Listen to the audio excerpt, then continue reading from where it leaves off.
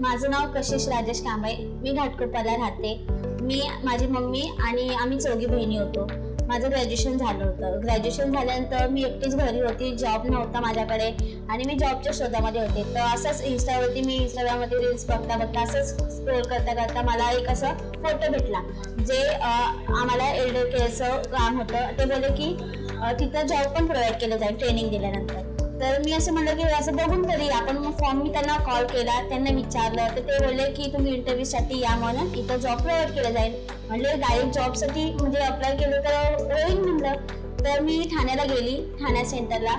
तर मला इंटरव्ह्यूसाठी मग तिथे मला गेल्यावरती कळलं की आरजे केअर सेवा फाउंडेशन हे एक NGO आहे आणि ते आम्हाला एल्डर केअरचं ट्रेनिंग दिलं जातं आणि त्याला सपोर्ट करणारी CMS फाउंडेशन होती आणि या थ्रू आम्हाला ते 45 दिवसाचं ट्रेनिंग देणार एल्डर केअरचं आणि ते झाल्यानंतर आम्हाला जॉब प्रोव्हाइड करणार. तर ते मला चांगलं वाटलं की म्हणजे आपल्याला ट्रेनिंग पण देणार आणि जॉबसुद्धा प्रोव्हाइड करणार. तर मी ॲडमिशन केलं.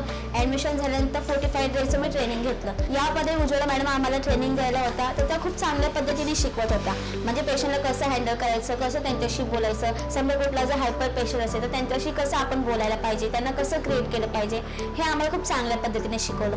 ज्या पद्धतीने आपण बाहेर प्रॅक्टिकल करतो किंवा जे आपलं प्रॅक्टिकल दिलं जातं त्याच्यामध्ये आणि या 45 डेजचं जर ट्रेनिंग दिलं त्याच्यामध्ये खूप फरक होता. हे पूर्ण म्हणजे बारीक गोष्ट त्यांनी चांगल्या पद्धतीने आम्हाला समजते, जे कुठल्याही कोर्समध्ये आधी शिकवत नाही.